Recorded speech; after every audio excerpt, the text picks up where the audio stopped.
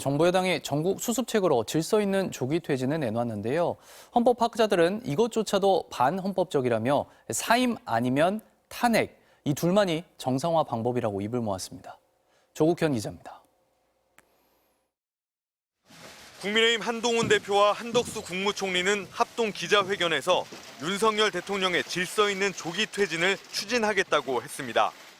질서 있는 대통령 조기 퇴진으로 대한민국과 국민들께 미칠 혼란을 최소화하면서 하지만 질서 있는 퇴진이라는 말은 헌법과 법률 어디에도 없는 말입니다.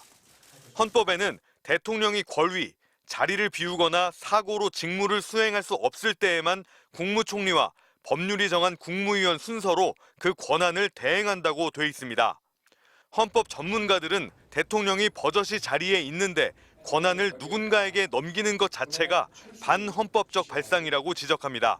사임도 않고 탄핵도 안 당한 상태에서 대통령을 직무를 배제하고 그건 그야말로 정치적인 얘기이고 전혀 헌법적이지 않고 오히려 반헌법적이고 비헌법적이다. 대한민국의 모든 권력은 국민으로부터 나온다고 명시한 헌법의 국민 주권주의에 정면으로 배치된다는 겁니다. 국민이 민족 정당성을 부여한 그 대표인 대통령은 아무것도 안 하고 아니 어떻게 국회의원이 해요? 그거야말로 헌법 위반입니다. 헌법 월권 행위죠.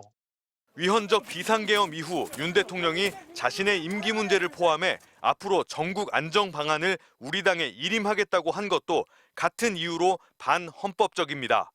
문서로 해서 국무총리나 관계 국무위원의 부서를 받아서 위임을 하여야만 되지 담화라는 방식으로 위임한다라고 하는 거는 이게 국민을 우롱하는 겁니다. 윤 대통령의 선택지는 두 개입니다. 스스로 퇴진하거나 탄핵 심판대에 오르는 길입니다. 아무 권한도 행사 안 하시려면 윤 대통령은 하야하시면 돼요. 아니면 탄핵 소추를 받아들이고 탄핵 결정을 받아들여서 파면되시면 돼요. 헌법에 따라 대통령이 직무를 할 수 없게 됐을 때에만 누군가 권한을 대행할 수 있습니다. 또 대통령 권위 시에는 60일 이내에 국민이 새 대통령을 뽑는 게 헌법 규정입니다.